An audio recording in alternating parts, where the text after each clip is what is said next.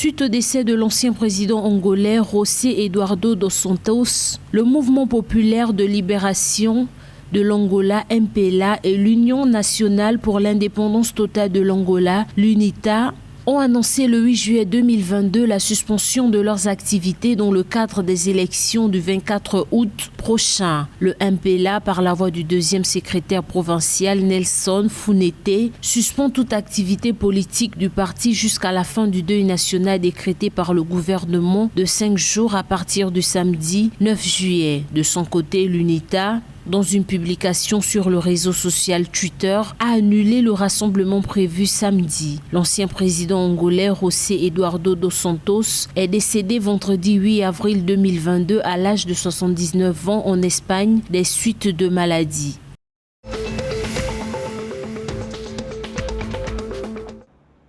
Le sommet sur le constitutionnalisme et la limitation des mandats présidentiels en Afrique s'est achevé le 8 juillet à Gaborone, au Botswana. L'événement a réuni d'anciens chefs d'État, dirigeants politiques et membres de la société civile. Au cours de la rencontre, la société civile africaine a plaidé pour un nouveau modèle démocratique. Les participants ont réaffirmé leur engagement à défendre la démocratie à travers une déclaration finale appelée la déclaration de Gaborone. Une démocratie en crise à en croire les nombreux pays africains où les présidents tentent d'allonger leur mandat.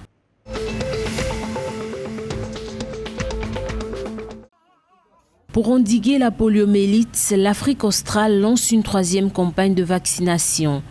D'après l'Organisation mondiale de la santé, OMS, le Mozambique a lancé le 7 juillet le 3e cycle de vaccination contre le poliovirus pour protéger tous les enfants de moins de 5 ans et empêcher la propagation du virus. Le Malawi, la Tanzanie et la Zambie se lanceront également dans la 3e phase des campagnes de vaccination de masse dans les semaines à venir. Environ 36 millions de doses de vaccins ont été administrées par ces 4 pays au cours des 2 premiers cycles. Ces campagnes de vaccination de masse ont été lancées à la suite d'une flambée d'épidémie au Malawi, alors que le pays n'avait pas notifié le moindre cas de poliovirus sauvage depuis 30 ans.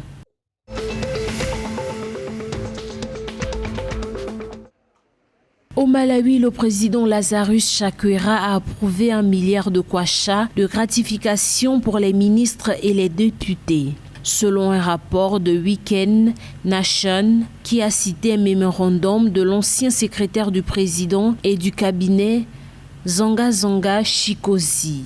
Les ministres de l'administration de l'Alliance Tansé, qui ont servi depuis juillet 2020, repartiront avec environ 40 millions de kwacha en gratification au lieu de 15 millions de kwacha, tandis que les autres responsables recevront 30 millions au lieu de 12 millions de kwacha. Cette approbation vise, selon Zanga Chikosi, à remédier aux écarts qui surviennent chaque fois qu'une gratification est due. Cela signifie plus de récompenses pour les ministres et les députés qui reçoivent déjà du carburant.